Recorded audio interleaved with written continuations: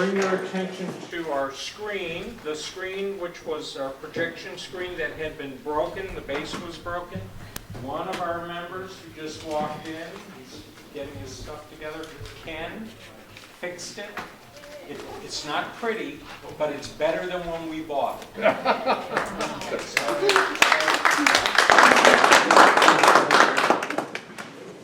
And Ken, we were clapping for you. Oh, what? We were for the screen. Oh, Okay, it's still holding together, right? it's working. It's good. I'm glad. Okay, second thing. Before we get into our regular meeting stuff, Don Bennett has the floor for a few moments. In case you don't know, Don is our facilities person. He's our liaison with Good Shepherd Lutheran Church.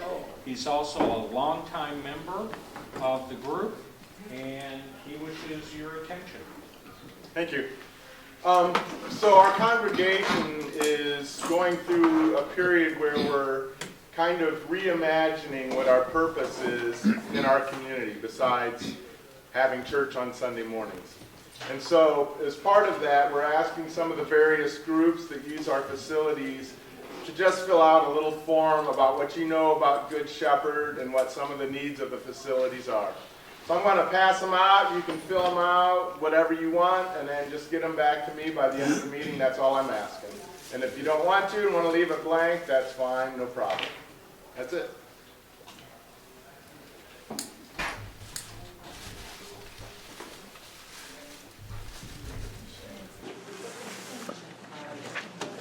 And I have the microphone. Yep. Can you hear me back there? 1, 2, 3. Okay, while we're doing that, if you need pens, Bill's got pens if you need a pen. All right, so let's move on to news. Anybody have anything they want to share with the group? Larry. Anybody else having trouble with CBS? Yeah. Yes. Okay, just wanted to make sure I'm not alone. Both broadcast and on The satellite. The yes. tower is messed up and they keep working on it. You go to WHIO. You know, I had a neighbor that said that he approached, I guess Spectrum might be affected, that means? It's the tower? Do you want to tell them about the rescan? Well, DirecTV is definitely. Well, no, they're back on, sorta. I have Dish. But my husband watched Cleveland News this morning. So he gave me the Cleveland weather. One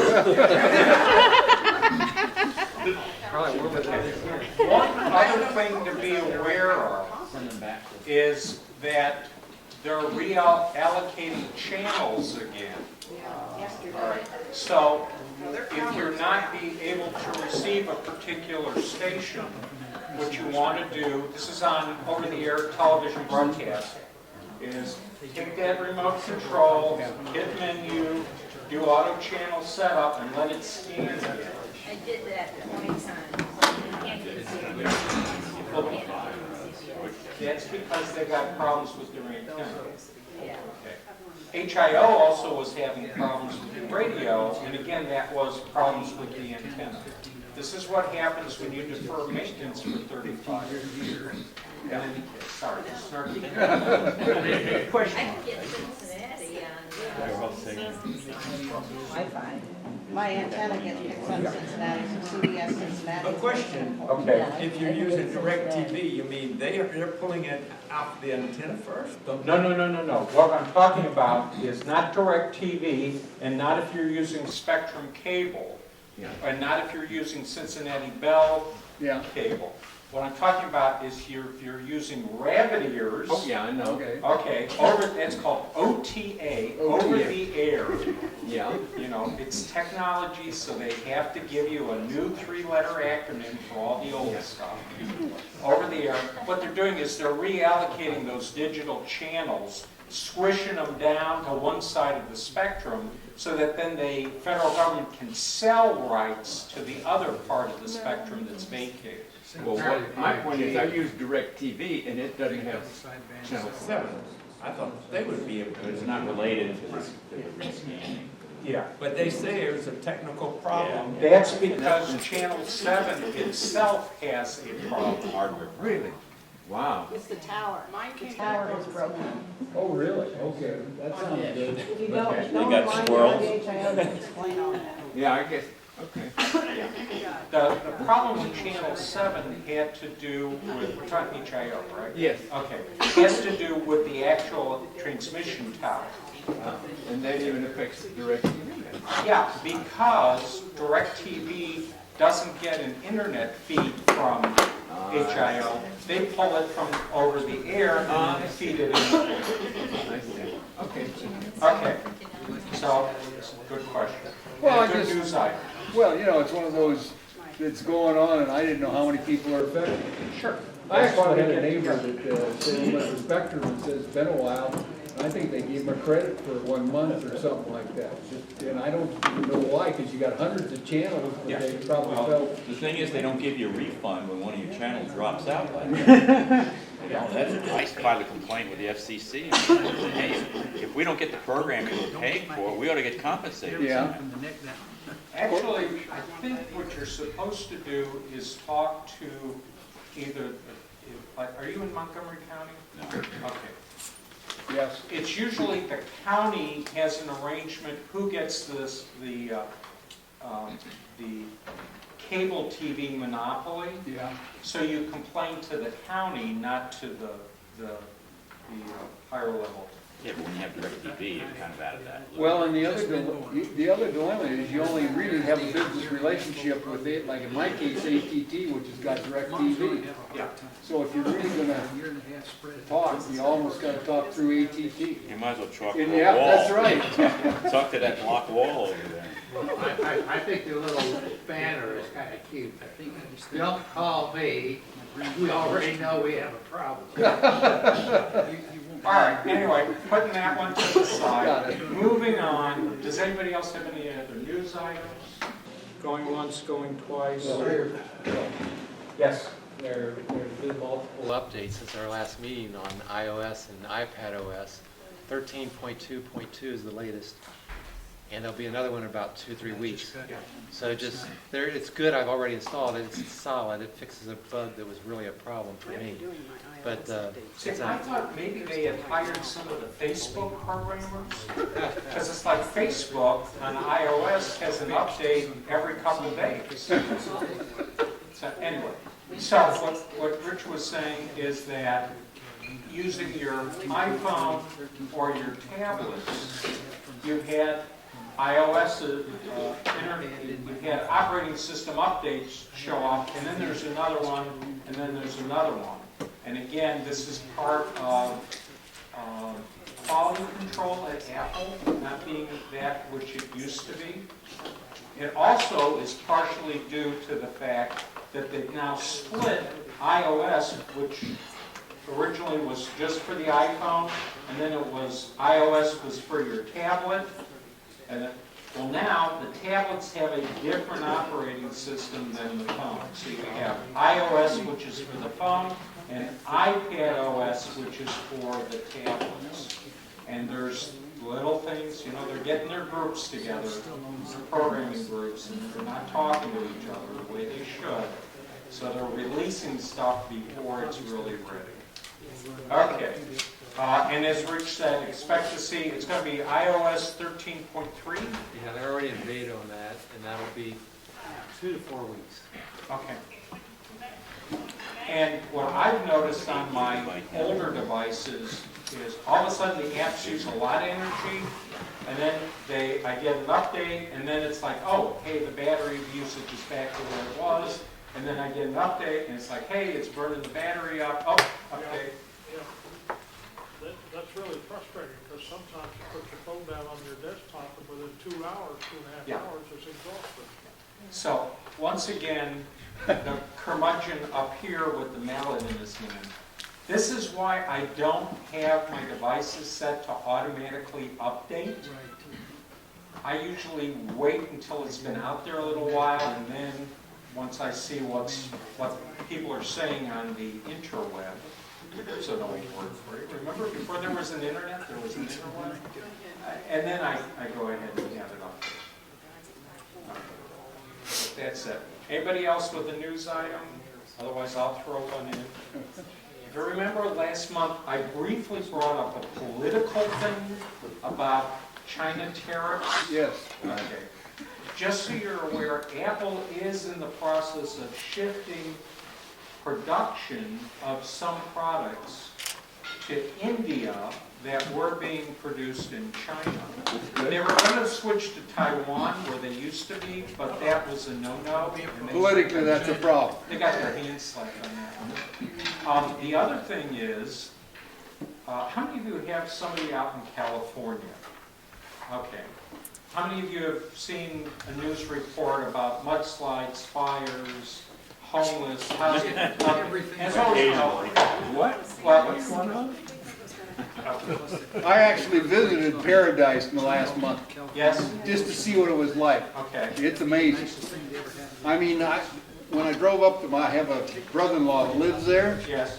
And there were so many cars been burned up, they had them stacked up like in a mountain in one place, you know, like the junkyard. And there'd be places where the whole block would be gone, and then there'd be one that had not been touched. So anyway, in the area of California, Cupertino, California, where Apple has their headquarters, their new employees are having trouble finding affordable housing. Okay, surprise, surprise. So Apple has said they're going to put a couple, it's a big chunk of change to developing more housing in that area that's affordable, and they're encountering a little bit of resistance because of local and state regulations. So much so that the governor of California told the CEO of Apple that he really ought to just mind his own business. So we'll see, that's usually not a smart thing That to means do. they'll be pulling out of California. So anyway, Maybe they can come to Ohio. well, I'm thinking, do we have some place where they could build a big round circular building? Not moving that anytime soon. We got lots of places around here. Cookfield, I think that's still barren. That's still barren. I visited Austin, Texas, Yes. and I have a cousin has a daughter that works for Facebook there and has been working there for about 10 years. Started on one floor of one building, Facebook. It's up now to a whole building, plus another half of another building, and Apple's got a whole building out there too. There's a whole bunch of folks moving in there. Well, Apple does some manufacturing Yes. still in Texas. Yes. Apple's also looking at renewing manufacturing in Ireland again. Okay. So anyway, so just be aware that yes, there's going to be these trade wars going on. Various sorts of tariffs are going to be imposed. But Apple is a big company, and it's actually run by adults. And they are adjusting their supply chain to where they think they're going to get a stable flow of product. Okay. Anybody else have anything else they want to add for news items? Yes? How many of you watch PBS? How many of you watched Frontline this past week? Artificial intelligence, hour and 54 minutes. If you haven't seen it, I recommend strongly that you do see it. AI is about to take over the world, I think. I really do believe it. If you watch this program, it's scary, especially what China has done. Frontline. Okay, remember, this is different from the Internet of Things. This would be the stuff that would be running in the background for the Internet of Things. Facial recognition. So it's not going to be that autonomous little robot tank with a machine gun patrolling the border of the DMZ between North and South Korea. Instead, it's the logic Controlling the drone. that are controlling it and telling you what it can shoot at and what it can't shoot at, and deciding what that object is. Very interesting. China has signed up 58 countries already to monitor via cameras, using AI, and facial recognition. We're basically going to be in a war with China and AI. And in China, it's run by the government. Here, AI is probably going to be run by big business.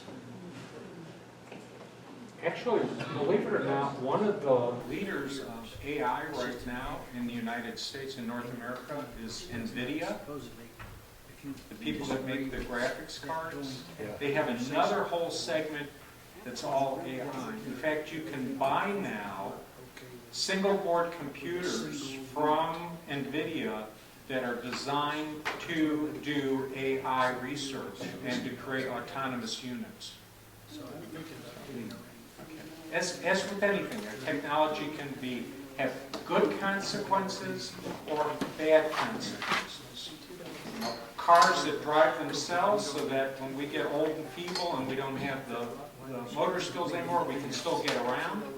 And cars who don't recognize stoplights or stop signs, CAPTCHAs, that's how they weed out the robots. They can't recognize the stoplights and the stop signs and the CAPTCHA photos, and they run you right over.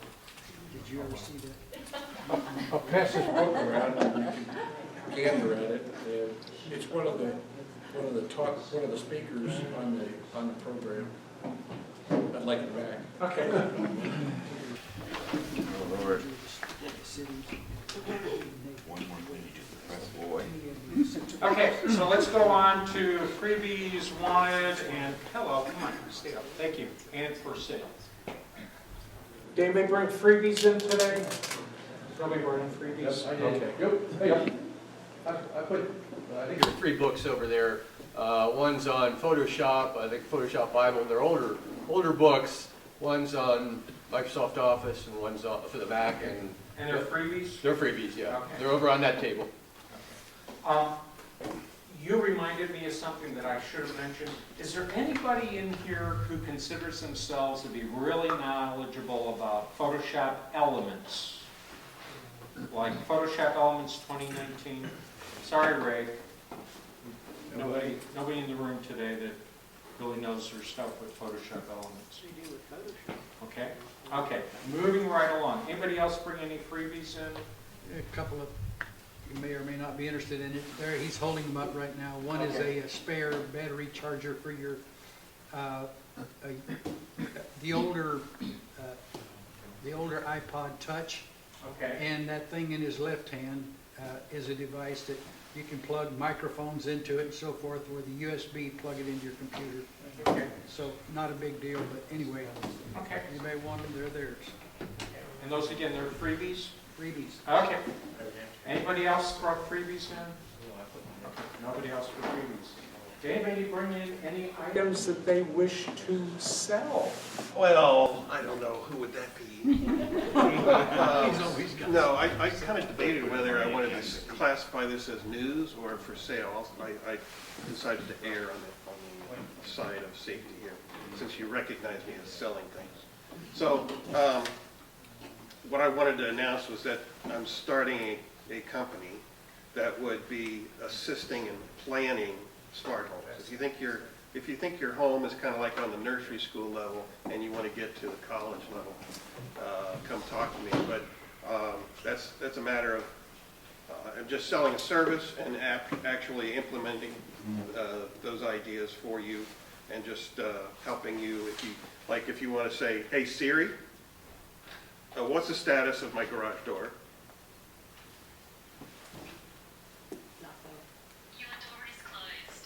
So, if you want to get into a smart home environment, you feel like you're maybe just looking either for advice or you're looking for somebody to help you implement it, come talk to me.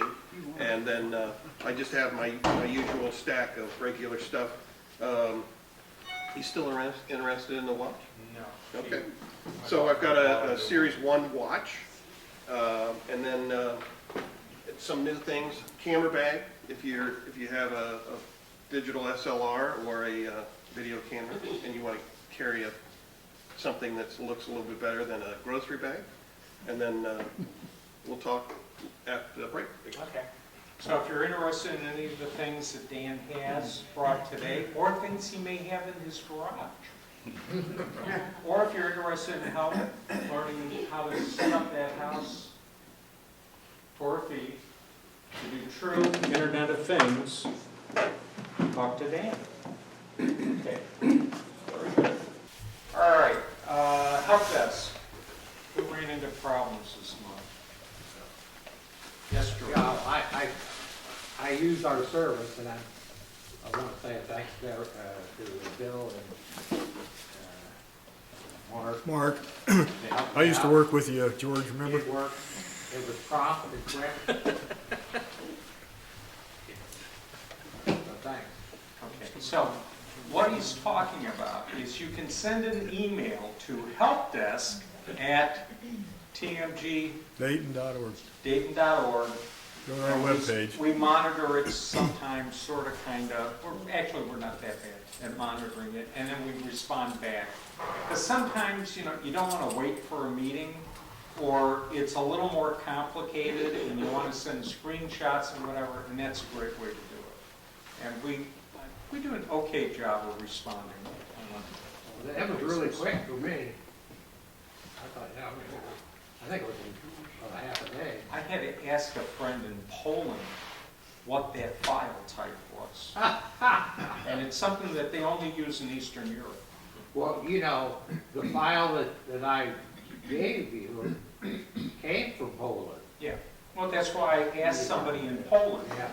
He's actually English, but he's on the faculty in Krakow. Oh. So anyway, it's, there's this interesting thing that happened somewhere around the millennium, 2000. I started having really interesting conversations with people that I had never physically met. So there'd be people in France or Poland or the UK or Canada or Argentina, I mean, all over Beijing. Okay, found that a relative of mine in China, mainland China, is the head of the Beijing Mac user group.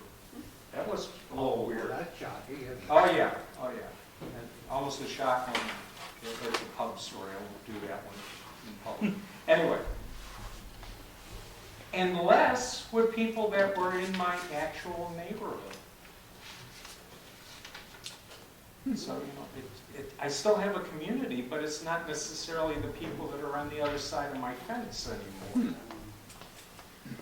And it seems like there's almost a barrier to talking to people locally that isn't there if you're connected to the internet or Skype. Just very interesting to me how that shifted all of a sudden. All right, so let's see. Anybody else with a help desk issue? Going once, going twice. Okay, Ray. When you asked about elements, that's Photoshop. Right. Was there Photoshop someone elements. that, I heard the word in the background, and if somebody even knows something about Photoshop, that might help with my problem. In the background was they had put a book out, a freebie book. So it wasn't, they weren't responding to the... Okay. Thank you. Okay. Moving right along. This is not a problem that I had, but a problem that one of my customers had that I solved. They were running Yosemite. Okay, so that's Mac OS 10.10, 10.11. And their Yahoo Mail was not working right anymore. In fact, what they were is they were using AT&T at, it's blah, blah, blah, at sbcglobal.net. So that was AT&T's email, but it was actually being run by Yahoo. And they could not get their passwords to be recognized and kept. They kept getting bounced out. And what I found when I talked to the right person was that the passwords for those AT&T users no longer are on Yahoo servers. They're now on AT&T servers.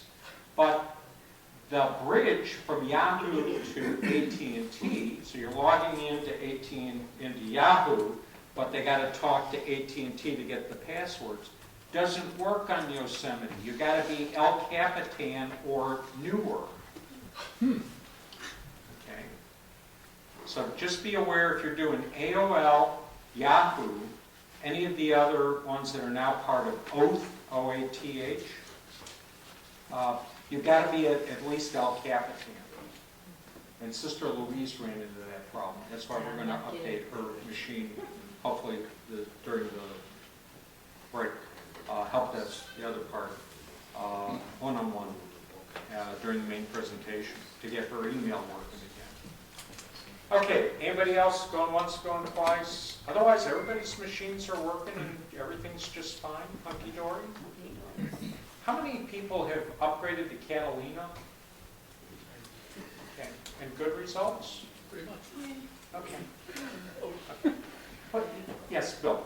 I did have a problem, probably doesn't affect anybody else here, but in iOS for the tablets, yeah, the latest beta update, the getting screen freezes in Mail.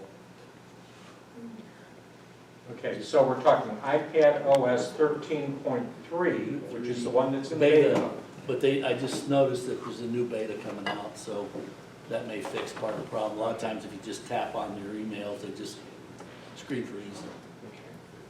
Now, just to make sure people understand, you've got different levels of software ready for public consumption. You've got alpha, which means not ready for human beings, just programmers. You've got beta, where they go, you know, it's almost ready, but we want to have some people try it out. And then you've got what's called gold, right, where it's released and it's meant for public consumption. And then you have the other category, which is Microsoft. We'll just leave that for another day. Just so you understand, when they say beta, he's not talking about the version of iPad OS that most people would be using right now. He's talking about a special version prior to its release to the public. Okay.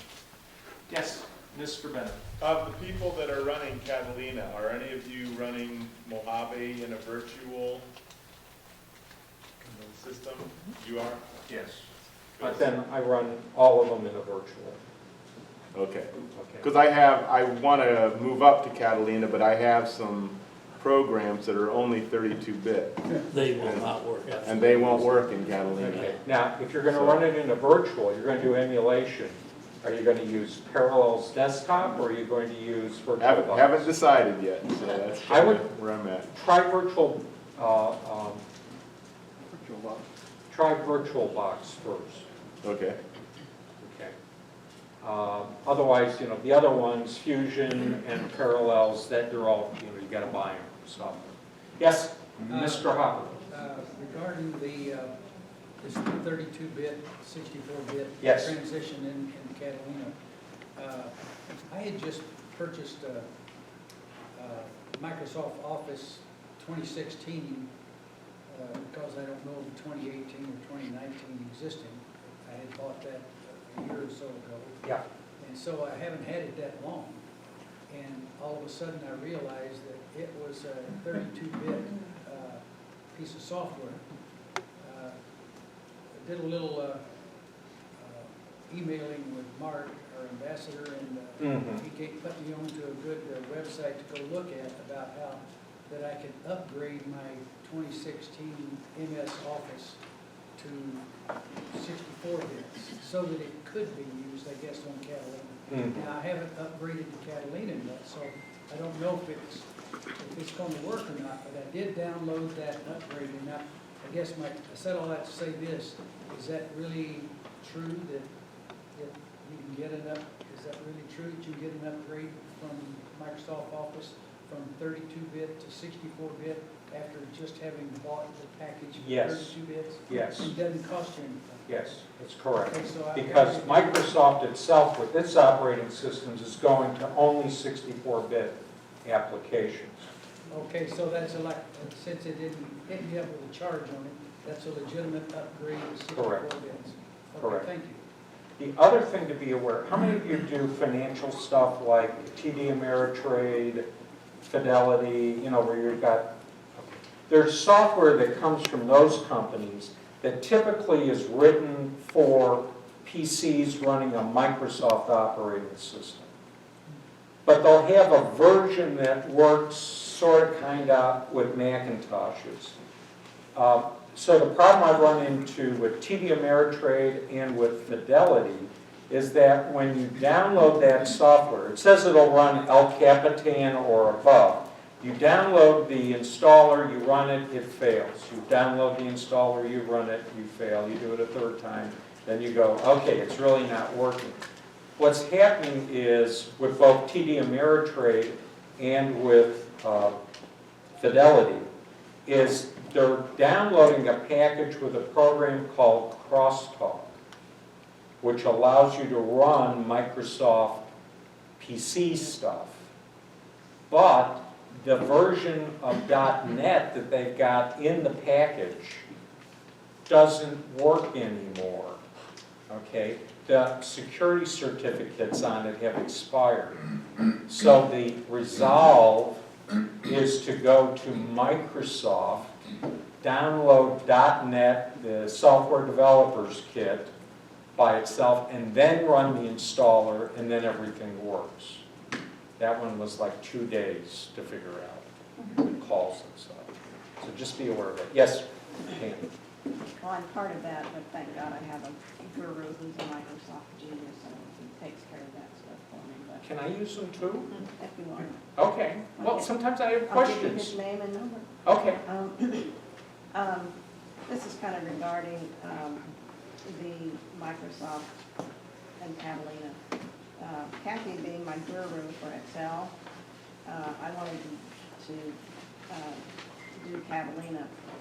And she said, well, just, we're not sure whether it would play nice with Office 365, which is the most recent. We've had previous problems that she was a genius and helped with her and Microsoft fix for me. Yeah. So do you have any commentary about that? Do you know whether if we have the latest, greatest package from Microsoft, whether Excel should have any problems if I upgrade to I don't know what it does with Catalina. I know what Microsoft says it does, in which they say it's 100% compatible and should work without any pitches. Okay? Bill, don't you have 365 and you said you went up to Catalina? Yeah. Have you tried with the I get Excel files at work, I haven't had a problem, but they're pretty basic stuff, you know, it's not a lot of real extensive. Mine's pretty basic too. Yeah. So where I see problems is not with Microsoft Office 365 or I think it's Microsoft Office 2019, whatever the number is, if you buy it. Okay. Where I see problems, and I'm seeing this on Windows 10 machines and on Macs, is if you're using older versions of the software. So if you're running Microsoft Office 2013, which is for PCs only, I'm seeing problems with Windows, especially with Outlook. And there's ways that you can resolve it. The one that I found worked the best, and again, I apologize for doing Microsoft, is you go into your Windows 10 settings, you go to where you've got your group about applications, you look to see the applications that are installed, you click on Microsoft Office 2013, you click the Modify button, and you let its internal fixer make sure the installation is correct. That one I see work about 80% of the time.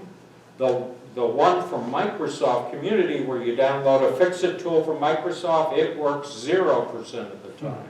Because after you go through that whole thing, if you get a Microsoft expert, they'll say, oh, that's for Windows 7, that's not for Windows 10, you shouldn't have downloaded it.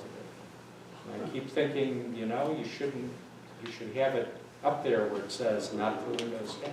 Oh, where I ran into a problem, and then Kathy managed to figure this out on her own, which I was very impressed with. Well, you should be, she's a very smart lady. I know she is. So, did you hear that? She doesn't take compliments well. I know. We keep working on that. Yeah, okay. But anyway, the document I have is basically an expense journal. It came from an old MetB system, which was a handwritten thing.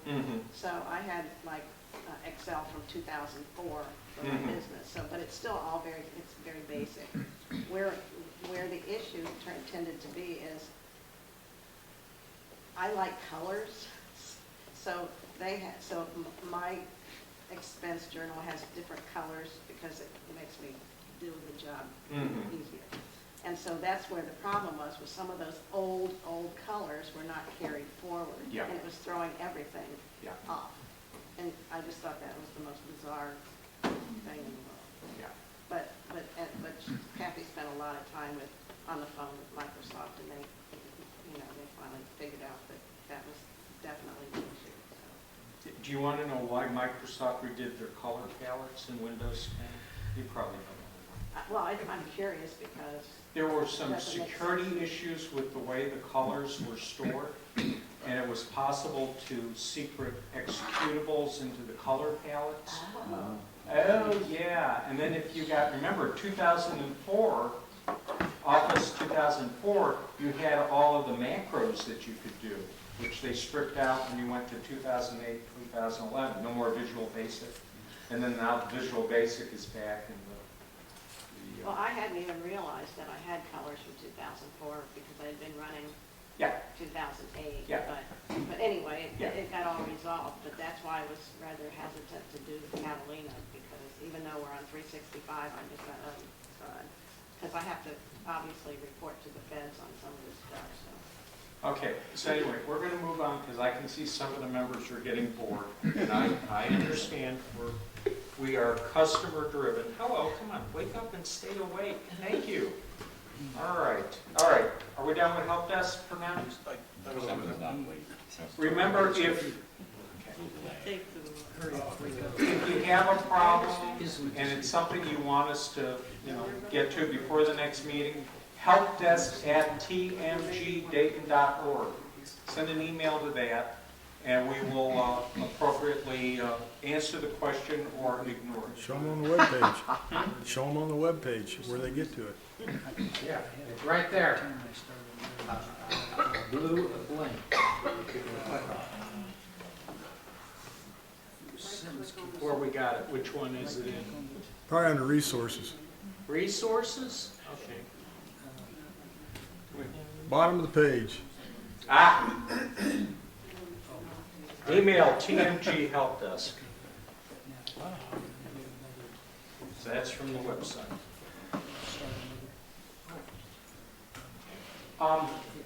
There are user groups, Macintosh user groups, where part of the emailings that people get every month is a continuous flow of people who had problems, and then the other people sort of crowdsourced who answered it, and all the different answers, and then they send it back out to all the members. I found that to be sort of useful, except that they don't vet that the answers actually work. Okay, so now... I don't know whether Mark sent you my question I had, but I've got a software package that is, up until this recent release, was not compatible with Mojave. Yeah. So I was still on High Sierra, and now that they've given me a new release, I've installed it, and I'm having problems with something in the startup preferences or something because it will only run under administrative rights. Was it AutoCAD? No, it's a program called ArchiCAD, and I've been using it for I've been using it for 20 years and never had this problem.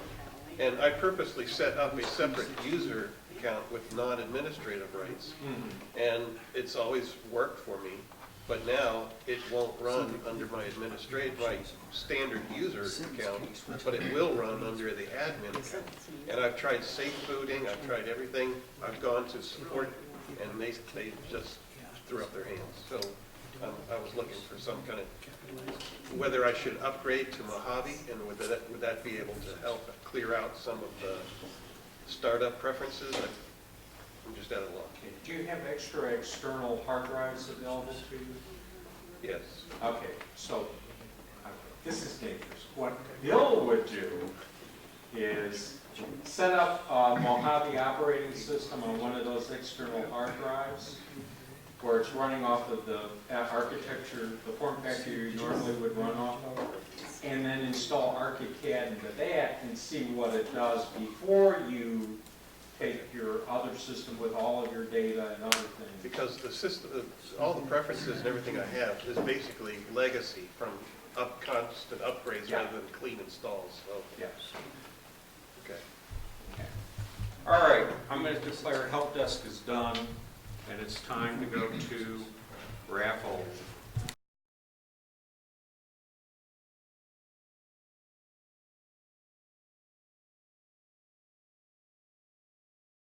I may have to put the thing up. So Allison Sheridan's a really good friend of mine. She lives in California, near LA, in LA, kind of on the south side.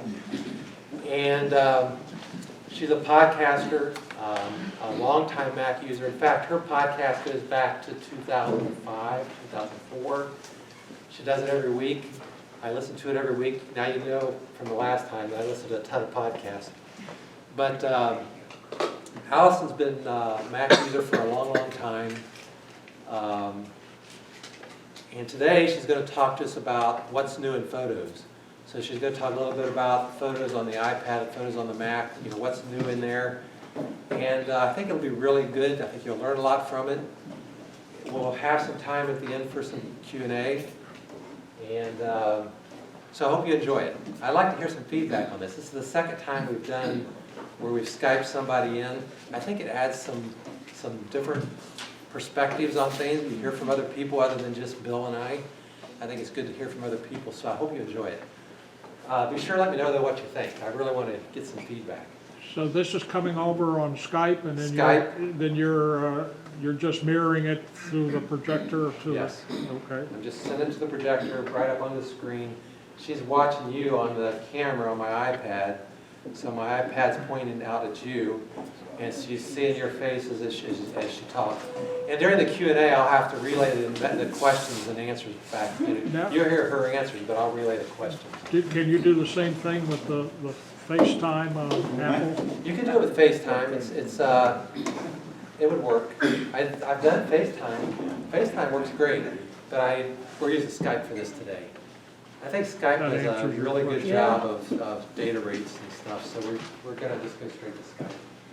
So without anything further, oh, by the way, when Allison does her podcast, she puts something together. There's a really unique way she does this. She does her podcast on Sunday nights, and then they are published on Monday morning or Sunday nights, depending, but usually she hasn't missed a single podcast in all these years. Every week there's a podcast, which is really tough to do. She gets some help with that sometimes, has other people do it when she's away, but she does it every week. But the other thing that's really cool is there's a group of people, myself included, that get online while she's putting the podcast together and take part in what's going on, and she calls it the castaways. And so she may tell you a little bit about that. I'll let her do her own thing there. Without anything further, Allison, are you ready? I am ready. Can you hear me? You guys hear her all right? Yep. Yes. If anybody has any problem, let me know. It should be fine. Always all that. Now you're showing me the ceiling. Yeah, I knocked the iPad over. I had it kind of propped up so you could see everybody. So without anything further, Allison Sheridan, enjoy. Thank you. Hi, everybody. Good morning. Hello. Good morning.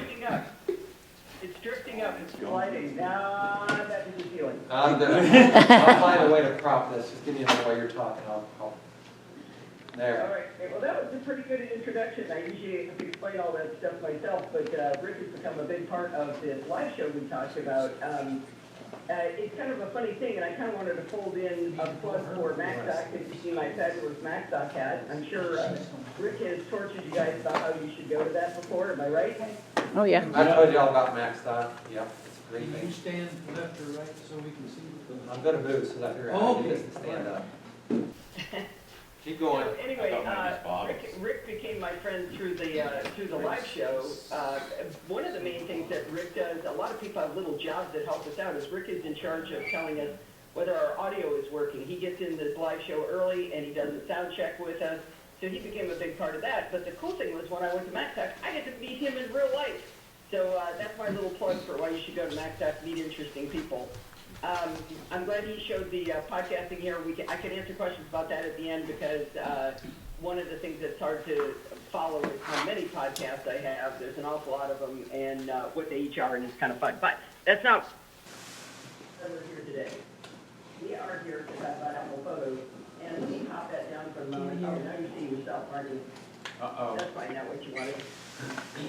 Oh, there you go.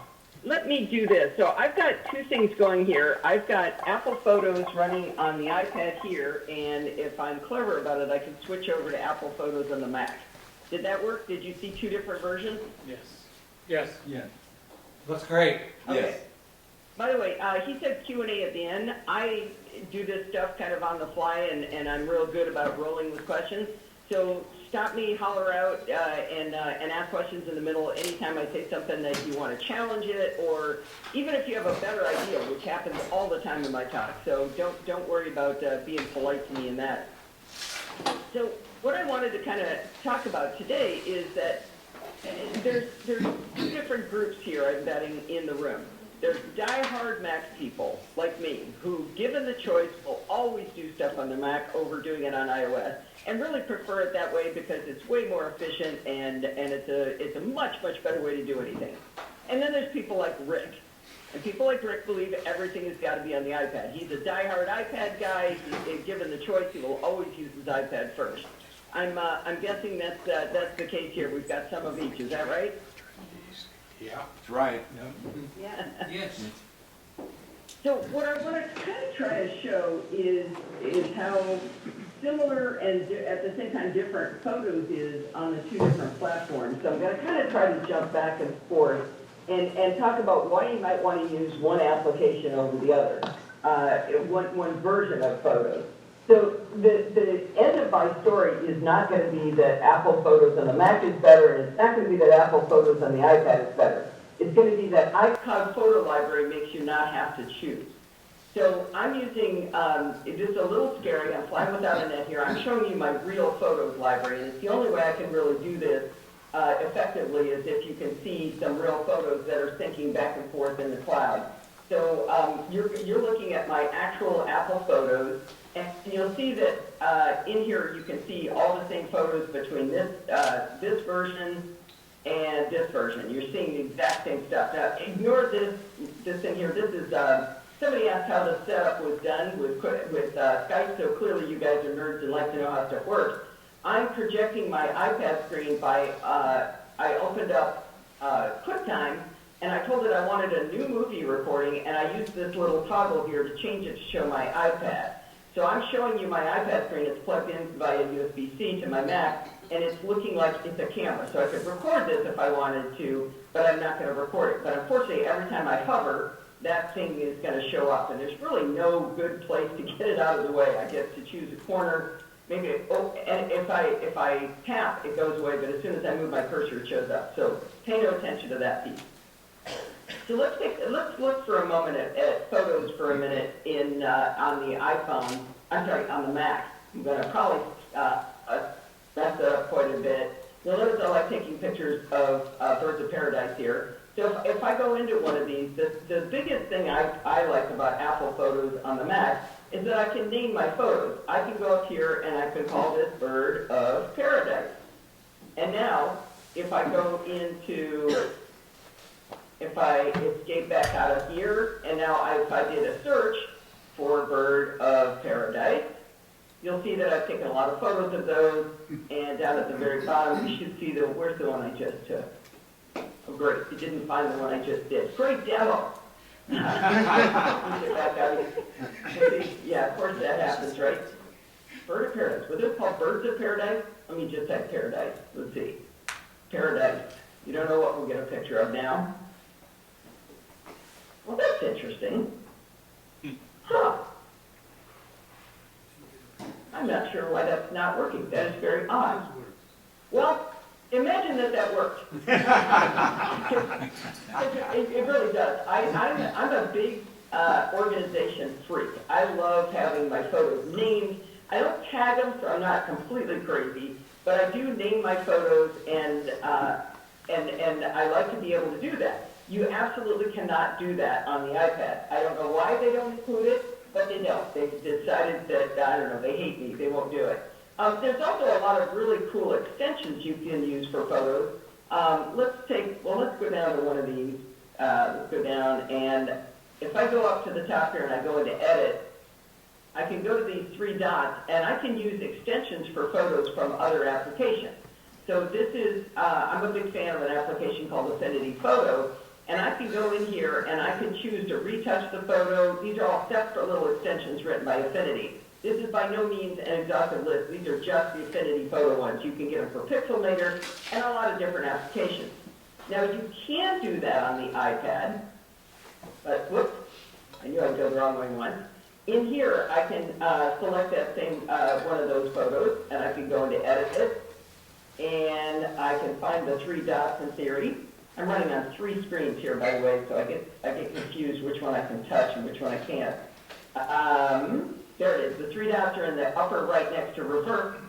I go up there, I can sit down, I want to go into Pixelmator, and I can edit from there, and it'll let me get into it too. But certain apps don't work quite the same. Like the Affinity Photo extension for this, it basically breaks me out of Apple Photos and it leaves me in Affinity Photo, and I can't just save right back to the same photo. So it doesn't work quite as well as I think it works on the iPhone. I'm sorry, on the Mac. Boy, I'm going to get that wrong every time, aren't I? I think that some of the editing options are easier on Apple Photos on the iPad. I'm not going to talk to iPhone because pretty much everything is the same except formatted slightly differently. So it's a little bit hard to keep saying iPhone, iPad. I'm just going to say iPad for now. If I go, my cursor, let's get out of this. You should see me waving my hands and my arms around, trying to figure out what to point to. The big thing that I think the iOS version has over the Mac version is it's so much easier to post to social media. So if I hit the up arrow here, I can simply say I want to go straight into Slack. I want to post this picture into my Slack group. It's instant. That's all I have to do. But if I'm on my Mac and I want to do that, I got the same little, by the way, they renamed this. This is no longer called the share sheet. It is called the action menu. So keep an eye on that. So if I go up to the action menu, I can't, for example, tweet this because there's no native Twitter client anymore. I can tweet it over on my iPad, but I can't tweet it here. I also can't go directly to Facebook because there's no native Facebook app. So I have to export a copy of it and then go into Facebook or go into one of those applications and import it. And there's no Instagram app at all. So there's really no way to do it easily here. There's a couple of things. You can do Tweetbot and Telegram. You can do a couple of things. But you really can't do what you can do over on the iPad to go immediately into those social media platforms. I'm going to take a breath. Any questions so far? No? Nope. I can't actually see you while I'm sharing these screens, so I'm assuming you're all unconscious if you have no reaction. All right, that's what I'm looking for. I'm looking for people to be awake. So let me pop out of this. Let's take a look a little bit at one problem is I don't know exactly how much you know about editing on photos in the 2 applications, and I think that's going to be some of the focus here. The editing options on the on iOS and on the iPad in particular have gotten really, really interesting. They used to have a lot of great controls, but they were buried. They were harder to get into. So it was a little bit more difficult to try to see how to do these different things. So on the right-hand side, you can see we've got this little magic button. It looks like a, actually, can you see my cursor if I wave it around like that? Can you see my cursor? Yes. Oh, cool. I have a pointer. That's awesome. So my left hand is touching my right hand is cursoring. What could possibly go wrong? So if you're pretty familiar with tools like that, I can click that and it's gonna change it. But I want you to look at the other controls here. You see how they have little yellow circles? Put you over here for a while. You see how they have little yellow arcs? That's showing you how much of has been applied to that particular tool when I did this magic button. Let me cancel, because there's no revert. Discard changes, and I'm going to go back into edit so we can start from scratch. I actually did play with this a little bit. If we touch this second one down, it says exposure, and I can slide this up and down, and you can see that arc going positive, and then you can see it going negative. So when it's white when it's in the counterclockwise direction, and it's yellow when it's in the clockwise direction. So you can see how much of each effect you've applied. So we have exposure, which I've never completely understood the difference, but it does seem to do something different. I can mess with the highlights. Okay, I want to bring the highlights down a little bit. Whoops, highlights. Moving my finger in the wrong place, so I can bring the highlights down. I can look at shadows. And as I flip through these, a lot of these are the same kind of controls, but they're just slightly different in how you invoke them. So let's flip over here, and I don't think that's the exact same shot. Yeah, that's a slightly different shot. So now I'm in Apple Photos, and let me go into Edit here. And you'll see the type of control is completely different. You have these separate options, just like we were looking at. I can affect the brilliance, I can affect the exposure, I can bring the highlights down. So I'm doing the same kinds of things, but it's just a little bit different way to view it. On the Mac, I can control all of the lighting from scratch. So, I'm sorry, not from scratch. I can combine all of these together. So let me reset this. Again, I can't do that over on the iPad, but I can do it on the Mac. So it's like we get a little bit of a win for the Mac. I can take this and I can change the entire thing to the left or to the right, and you can see all those separate controls, brilliance, exposure, highlight, shadows, brightness, contrast, black point. Those are all changing together in concert as I do this, and sometimes that's an easier way to do it. And then you go in and you say, well, I think my shadows are still a little too dark, and I want to just up those shadows. So now I can see them bark a little bit better. If I go the wrong way, if I go back over here to the iPad, I don't have a way of controlling all of the lighting controls at the same time with one keystroke, one control like that. I want to pause there just in case that's not true. Rick, did I miss that, or is it true that it's not there? What was the question? Is Rick asleep? Oh, he's here. I'm here. I was drinking waters. What was the question? So I was saying that there's no single slider that you can do in Apple Photos on the iPad that would control a lot of those lighting controls in one fell swoop. That's true. Okay. I just want to make sure I'm not lying, because I lie. I just say things that aren't true, really. Sometimes I catch myself, but not all the time. So. Somebody asked me where I was born once. I said Philadelphia. I've never been to Pennsylvania. I heard it that time. Somebody asked me how old I was once, and I said a completely wrong age. So, what are you going to do?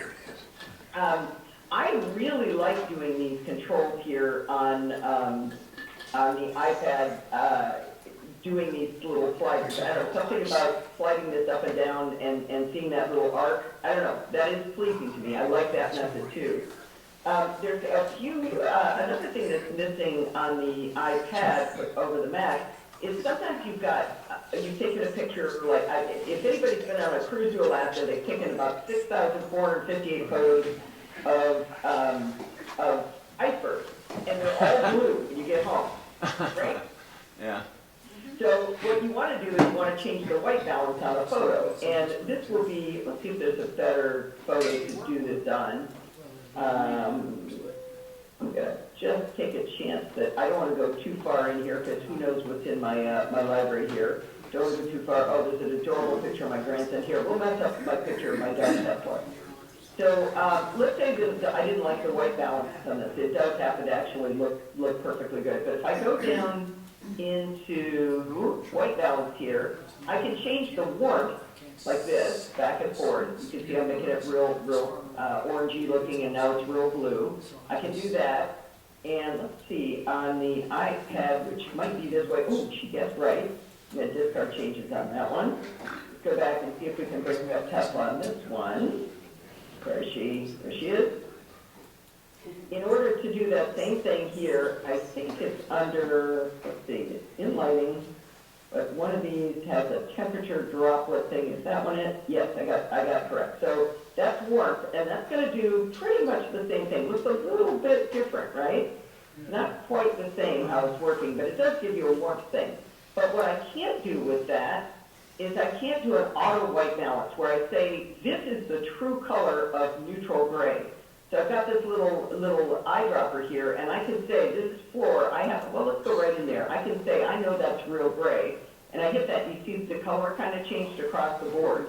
Well, that changed the white balance, but it didn't actually. I didn't have to figure it out by dragging a slider.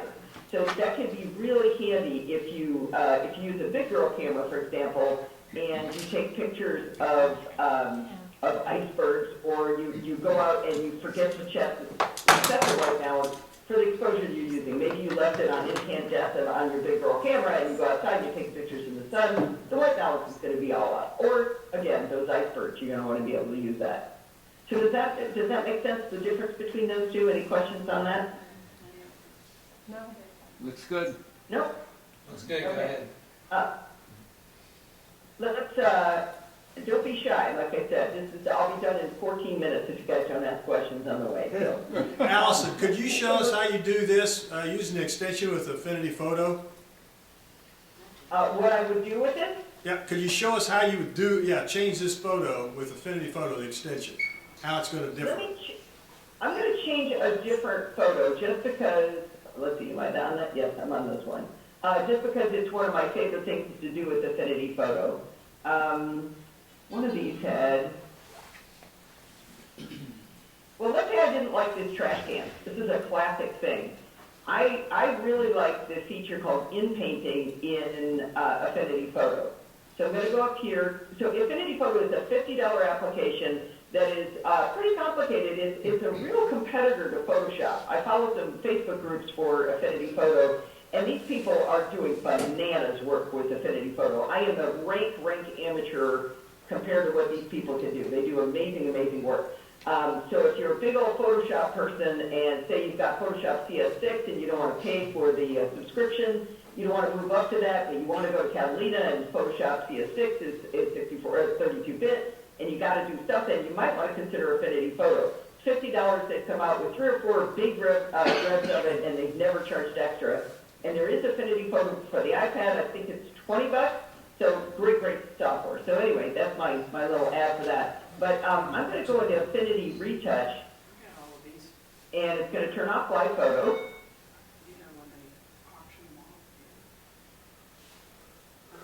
There we go. Took a second. So now I'm in Affinity Retouch, and I can do a bunch of different things, but one of them is called in-painting. And let me zoom in here, and I'm going to just get rid of that trash can. That's fine. And then I'm going to say Save Changes, and I'm back in Apple Photos, and I've changed the real photo in Apple Photos. Yeah. Huh. Was that impressive or what? It's magic. Let's go, by the way, this is a movie set on the beach where I run, because I do live near Hollywood. The movie's good, as a TV show, I should say. I wonder, I took a picture, this is dangerous to go back to, but oh, perfect photo. So this is a photo of Catalina Island. Now, this picture, looking at Catalina Island, is looking right that way, from right to left on the island, just in case you're wondering. So this is a bad digital zoom on my iPhone, so it's not the greatest photo in the world, but one of the things that I love to do living in Los Angeles is I use Affinity Photo's haze removal, and this is like magic. This thing, hopefully it'll work well on this photo, I haven't checked it. But we're going to open up an Affinity Photo. Again, this is only in their haze removal tool. So because I am a rank amateur at this kind of thing, I tend to use their little extensions more than I tend to go into real Affinity Photo. But right right now you can see that the left side has this filter, if you will, this Affinity Photos haze removal applied. So you can see how much better that looks with the haze. And I can change the strength of it. I can move it in and out, but let's say I really want to get rid of it. It starts to get weird when you strengthen it too much. You got to back off of that a little bit. But I can change the distance. And I don't know if this is going to be a great example, but if you've got mountains in the far background, that maybe they should look a little bit hazy because they are far away, but the stuff in the mid-frame, you would like to take the haze away from that. You can change the exposure too because it tends to get darker after you do the haze removal. And then when I save the photo, it would save it, and I can go in and out of split view. I can do this, is it M? No, I forget what it is, spacebar? Well, we'll do keep split view there so you can see that. I got a lot of trash cans I got to get rid of on this one too, right? So if I save that photo back now, I'm going to leave it as is, but if I saved it back, it would save me right back into Apple Photos. So for some reason, my Affinity Photo extension is, whoops, wrong way, is not showing in, let's see, now I'm on Apple Photos. Yeah, it's not showing today. It has decided to, let's see, maybe I can go into Edit Actions. Nope, more? No, it's decided there aren't any, that I don't have Affinity Photo loaded, which isn't true. So I'm not sure why it's not offering me Affinity Photo here, but we could go into Pixelmator, and again, it's going to turn off live photos. And I'm not a Pixelmator person, so I don't know much about it, but all Pixelmator offers is the ability to change filters. So I can do, you know, I'm not a big filter person because I'm a grown-up. I don't know. Sorry.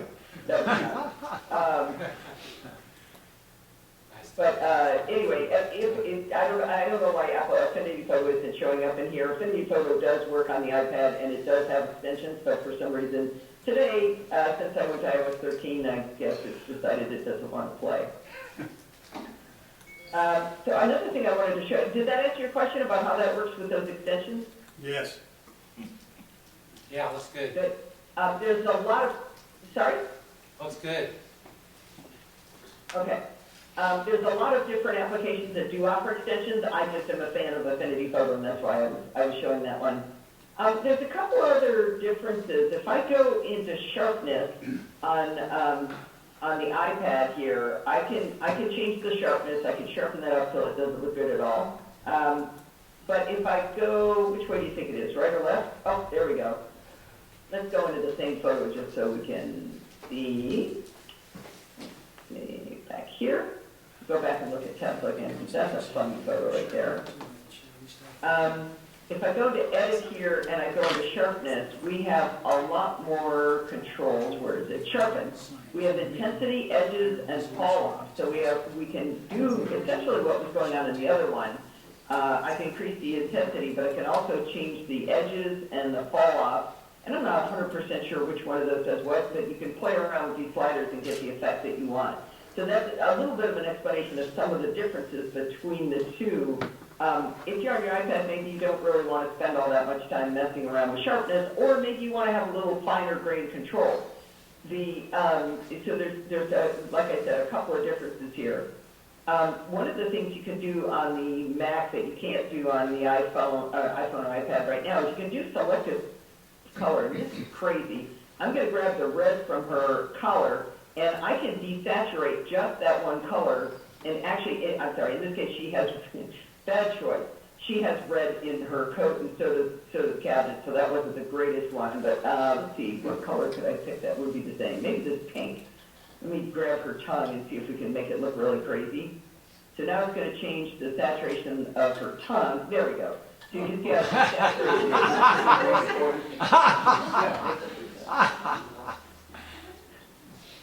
So you guys like that one. All right, now we know where your sense of humor is.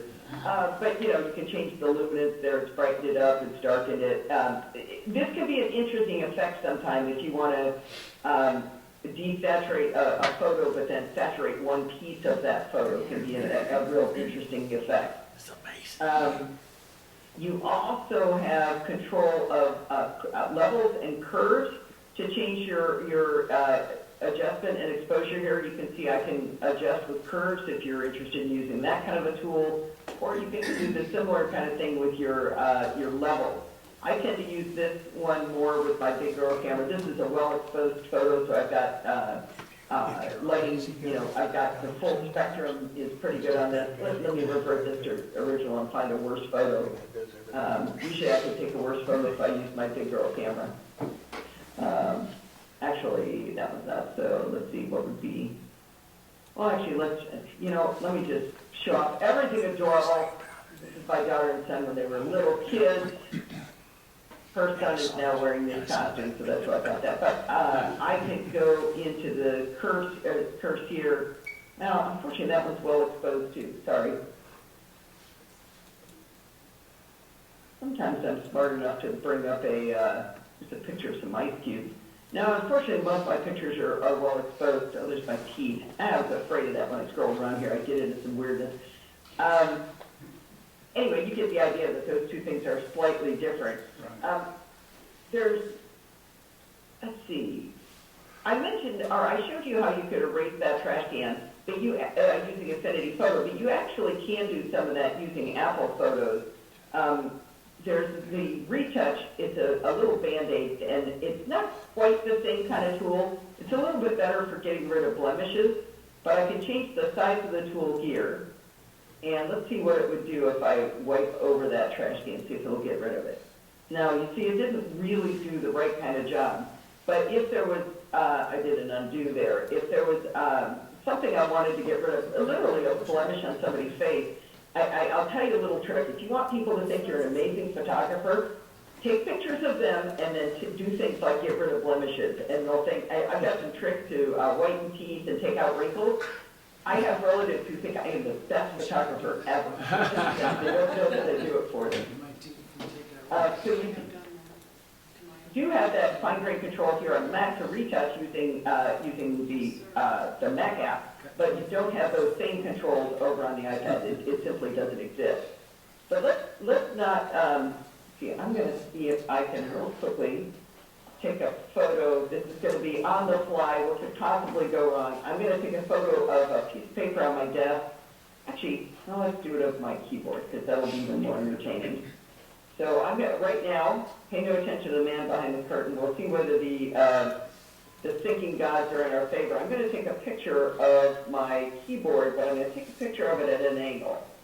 So with any luck, that's going to start swooping up into the internet here, and I'm going to end up in iPod photo library here. We're going to keep an eye on whether another photo comes up here.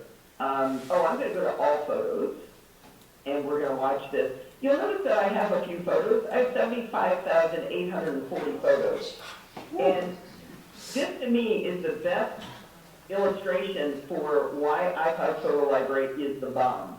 I'm taking photos here, and I'm editing photos, and the changes are actually happening on all of my devices as I'm taking these photos. And it's obvious that I don't have the capability of storing 85,000 full-resolution photos on an iPad or on an iPhone. I mean, I've got a lot of storage. I'm not going to lie, but I don't have storage capability for that level of that many photos on my devices because I've got a 256 gig photo iPhone, but this is over 600 gigabytes. But I have every photo I have ever taken with a digital device or scanned in. I have every single one of these 75,840 photos on my Mac, on my iPhone, and on my iPad. And so I'm a huge believer in that. And the nice thing is this allows me to make changes in one place and have them reflected in another. And by the way, the thinking gods are not my favor today. I just to prove that they're not syncing right this minute. Oh yeah, this proves it. So remember we removed that trash can? It's still on the iPad right now. So I want to be honest with you that it doesn't. Did I save that way? Yes, I did save it that way. Well, my photo library takes a little bit longer to sync than other people because of the size. Let me see. Sync uploading one item. I'm not sure what it's annoyed at right now, but that has not synced over, unfortunately. So it's trying to make a liar out of me. But actually, I'm gonna do something, can I do that? No, that won't work. So iCloud Photo Library allows you to have all your photos on all your devices. And it's a funny thing. It's really hard to go to pay for this. If you're not, actually, can I hear a shout out? How many people are not running iCloud Photo Library? No. Wait. Okay, everybody who said no, no, you're not running it. Okay. So it's really hard to pay for this at the lowest level. Because right now you're using your iPhone, you're using your iPad, you're using your Mac, and you're not paying them anything. But if you can just pay $1, all of a sudden you're going to want to pay the $3. Because having for $1 a month, you can, if you have a 50 gig library or smaller, you can have all of your photos on all of your devices. And the way it does that is with a little trick called optimized photos. So right now I'm looking at I'm tapping with my cursor instead of my finger. If we go into albums here, this is dangerous. Let's go into Disneyland is safe. That's a safe set of photos. If I try to open one of these photos, I want you to notice in the of course it's not going to do it right now. It came up immediately. I wanted to show you a photo that maybe wasn't on my iPad yet. Let's see, maybe I'll go back in time. Some of these are older. Let me go into Sunset and try to open a photo. Oh, come on, Rick, why? One thing is working that I don't want to work, and one thing isn't working that I do want to work. What I'm trying to show you is that these images are not really on my iPad, so when I open them, it should give me a little circle down in the bottom right that shows me that it's still bringing this photo in. And unfortunately, it's acting like they're all right here, right now, and they aren't. Normally, you see a little circle showing you that you're bringing them in from because it's only storing the optimized images, which is a lower resolution version of these same photos. It's on my iPad. When I ask for it, it should be pulling it down from the cloud, but my internet is fast enough that my iPad is actually getting them very, very quickly. So that's not the greatest illustration, but pretend that just happened. I mentioned $3. If you have a 200 gigabyte photo library, which I think about 80–90% of people fit within 200 gigabytes, it's only $3 per gigabyte. And that's also a family plan. Or if you use the family plan, I should say, on your iPad and iPhone and your Mac, if you use the family plan shared with other family members, you get that storage for everybody in the family. Maybe you don't want to share with your family. You don't have to do that. You don't have to have the family plan, but you do share that amount of data, and that's pretty cool. So what happens with iCloud Photo Library is your photos are stored in the cloud at their fullest, highest resolution. So that you get full resolution backed up to iCloud. So you're never going to lose a photo. You lose your phone, you don't lose your photos. If you lose your phone today and you haven't synced it lately through iTunes or however you're doing it, you are going to lose those photos. And for most people, photos are pretty precious. You know, there's things, I mean, I take pictures of birds of paradise, but if I lost the pictures to my grandson, I'd be devastated. So I know that I've got a full resolution, full copy of it in the cloud. I also, on my Mac, if we look at the Mac version, these are the full resolution photos on my Mac. All of the full resolution photos are here, but on my iPad and on my iPhone, these are the optimized images. So I have copies of them everywhere. I have them backed up, and those are, you know, those are precious to me. Like I said, I care a lot about that. If you do the or if you do pay for the storage, if you pay for, say, the 200 gigabytes for $3, you can also sync your desktop and documents, because that's also the regular iCloud library. That's all the same storage. So you can store your documents and desktop in the cloud and have it available on all your devices. So if I go into files on my iPad, I can see everything that's on my desktop locally here that's on my Mac, and also all of my documents. So I have everything I want everywhere. Because I am such a hog on how many photos I have, I actually pay $10 for the 2 terabyte plan, and I have all my kids and my husband, all of my photos, my desktop and my document all stored in iCloud. So I'm getting a huge value for that. Can somebody shout out why they're not using iCloud Photo Library? And somebody's gonna have to repeat whatever they said, because I couldn't hear that at all. Somebody said cost. Cost? Yeah, I mean, we're getting subscription fatigue, right? Yes. So, $1 though. $1, like $3. That's less than a cup of coffee at a fancy kind of place, right? Are you worried about privacy? Yes.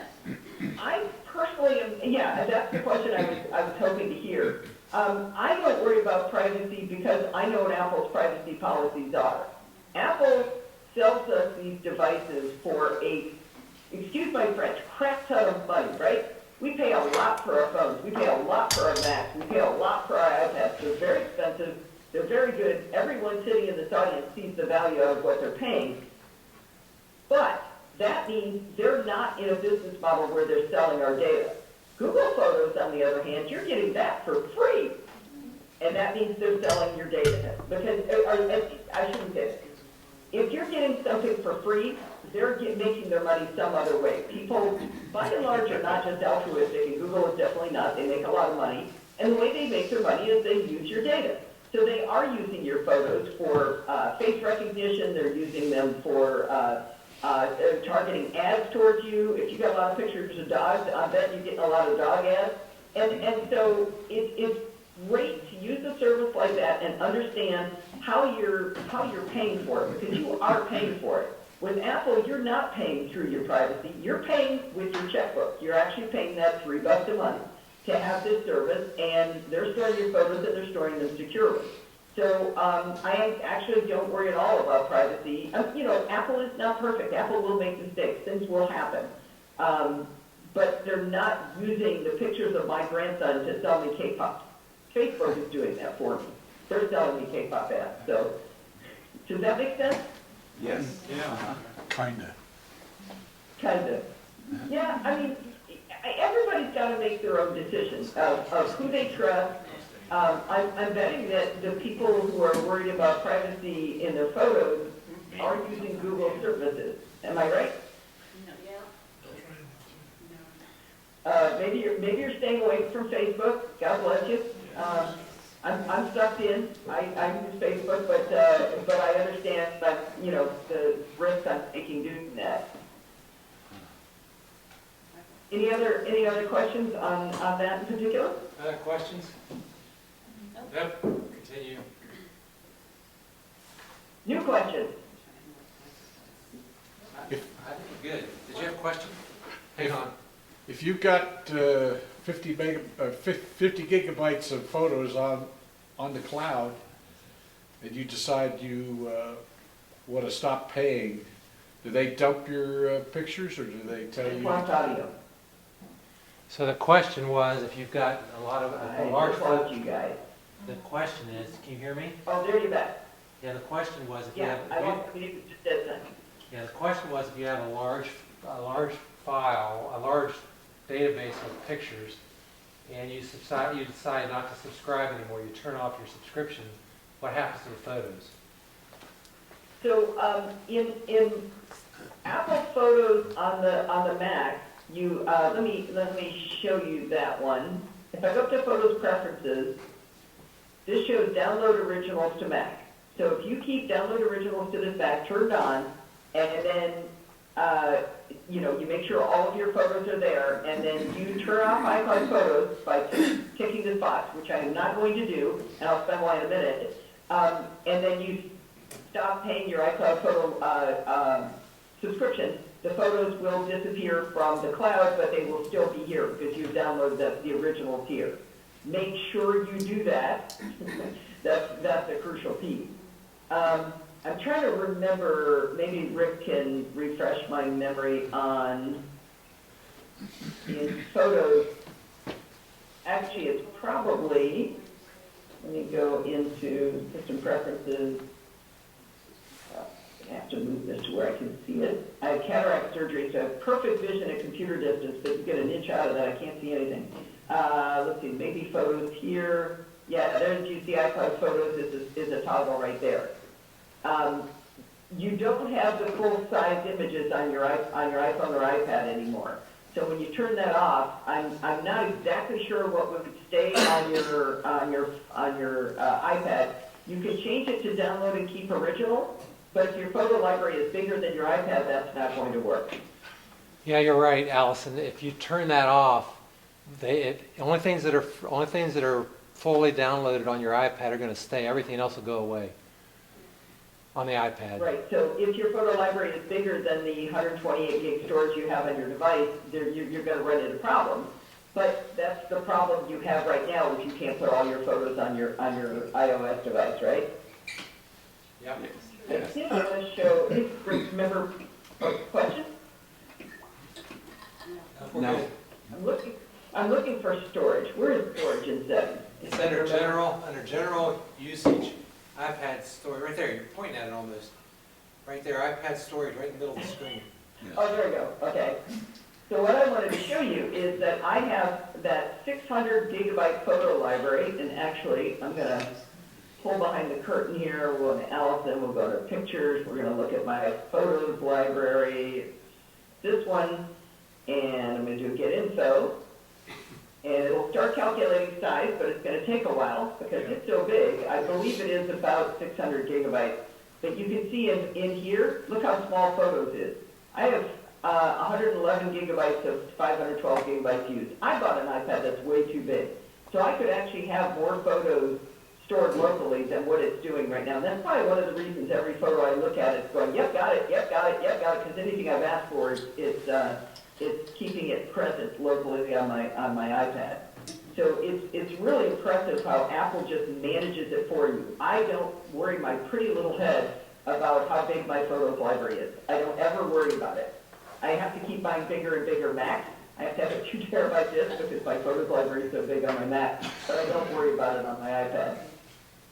We'll just leave that calculating for a while just in case it comes back. Next question. Other questions? Have Everybody I told anybody?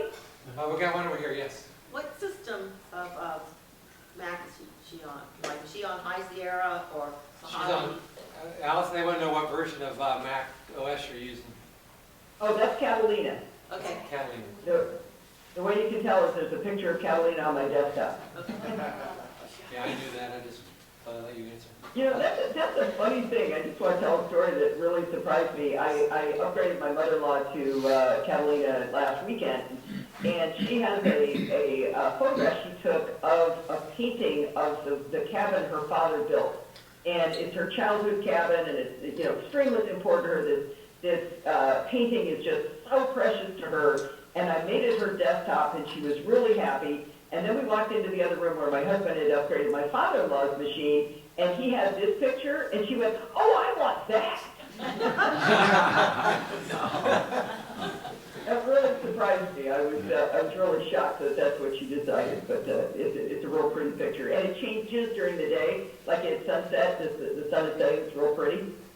Oh. Any other questions? Other on, questions? photos? Hey, can you make her face bigger on the screen? All right, I want to do 2 more things. One, I want to thank the gentleman in the U.S. Air Force hat for his service to our country.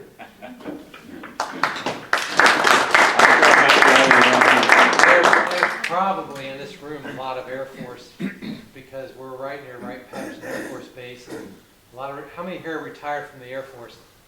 Well, civil You service. see all the hands going up? How about Army? Oh, wow. Or Army, any retired vets. There you go. Marines? Marines? Coast Guard? I don't think All any. right, well, thank you to all of you for your service. And with that, I'm going to spam you some more. Let's talk about how awesome my podcasts are. Don't you think, Rick? Yeah, do it. And then blow your. Can you blow your picture? What's that? Can you blow your face up while you're talking to them? Can I? Yeah. I don't think I can control that. Yeah, I don't know how to do that. I think I become little when you're looking at screen sharing. I don't think I can do anything about that. But was I big a minute ago? Oh, no, a minute ago I could have, but not right now. All right, that's fine. So if you go to podseat.com, one of the things I do a lot of podcasts, but my main podcast, the one Rick was talking about, is called the NosillaCast. And the Soulcast is the one he talked about that I do every single week. I've been doing it, it's a solo show. I do have guests on the show from time to time, and a guy named Bart Bouchard is on it with me every other week to talk about security. So he does a segment called Security Tips that's very, very popular. This show is scripted. So I write blog posts for everything that you're going to hear me say on the podcast. And it's funny, I've had people say, well, why do you let people read the articles? Because maybe they're not going to listen to your podcast. And my first answer was, wow, that'd be terrible if people got the content the way they wanted it. You're right, I should stop. Some people. But you can read Bart's Security Bits segment. It's got a lot of great links, but you can read each of the articles, or you can subscribe to the podcast and get the content through your ears, which is a fun way to do it.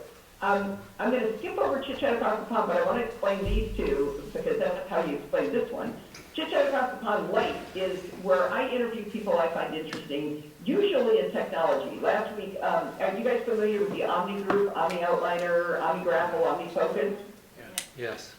You guys have heard of that? Yes. The CEO is a guy named Ken Case, and Ken Case is a fascinating man. He went to college when he was 14. And so I got him on the show to talk about his history of how he went to college at 14 or 13. And but he also ended up working for Next Computer, which is the computer company that Steve Jobs created when he got thrown out of Apple. And he lived through that whole cycle of going to Next and then coming back into Apple. And it's a fascinating story. So you get stories like that on Chit Chat Across the Pond Light. If you're a nerd, these last two are great for you. Programming by Self is so far an 86 or 85 part series, Learning to Program. He calls it Programming by Self. This is taught by Bart Bouchard because he started with HTML and CSS, but then we got into JavaScript and Bootstrap, and we're going to go into PHP next. It's a really fun course for the super nerdy. These two shows together are what make up Chit Chat Across the Pond. So if you subscribe to this one, you get both of these. It's really uneven because you'll be talking about, there's a psychologist I like to talk to named Dr. Marianne Gary who talks about memory, and then the next week you're talking about JavaScript. So I think probably subscribing to one or the other or both makes a little more sense because it's weird, but it's the way I did it. But the last one is called Taming the Terminal, and if you've ever wanted to know how to use the terminal on your Mac, this is a great way to learn it. This is a short series. It's so far, I think it's 32 episodes long, and we kind of completed Taming the Terminal. It's an evergreen podcast that you can go through and listen to and learn in Bart's fabulous way of how to use it. And there's really good technical show notes, tutorials for Taming the Terminal and Programming by Self by Bart. And so it's a really good package. The reason it's not technically finished, in fact, we're going to do 2 more episodes because there's a couple of things that have changed in the terminal that he wants to tell us about. So it will have a couple of new episodes soon, but right now it's a nice little package. We'll learn how to use the terminal from a delightful man with me asking the dumb questions. So, how's that for enough spamming? That's great.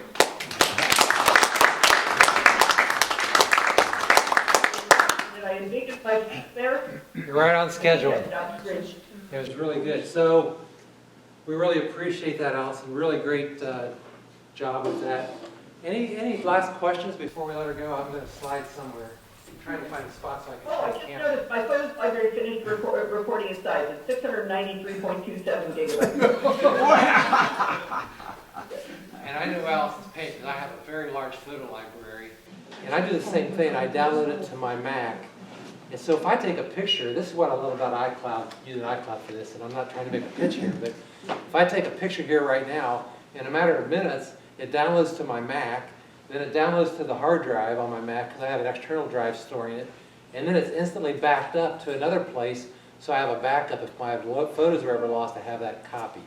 So that's why I do it. When we go out, when my wife and I go out taking pictures, I'll take them with my big boy camera or my phone, and then I'll upload them to the cloud, and immediately they're backed up, which is just incredible to me. That's so reliable for me, and it works really well.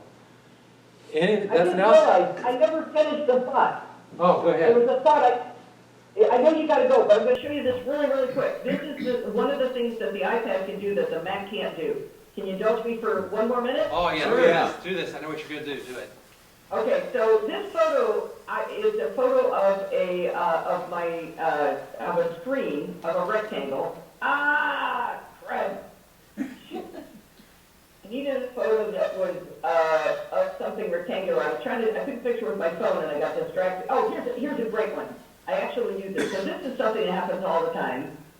Oh, come on. Oh, I'm going to kill myself. Well, Don't do that. Imagine that this was working. This happens all the time where you take a picture of a screen, like right now, maybe you took a picture of my screen and you wanted to remember something, but it comes out all skewed like this. If this were working, and I don't know why it isn't, there's two sliders that I didn't show you that allow you to work the picture. And maybe I'll just go to one of the photos sorry, that's gonna make you sick. We'll edit this one that we know is working. If you go down to the bottom here, wait, no. I'm going to tap on crop over on the left side over here. Yep. You've got straighten that we're used to, but there's these two buttons that allow you to work the image. Do you see how it's working? Yeah. So you get straight. If I could have showed that other screen, and I don't know why that's not working, there's in the other axis. You can use those two to make that picture be a friggin' rectangle again, zoom in, and get just the thing that you want. That feature's not on the Mac yet. It probably will be next year.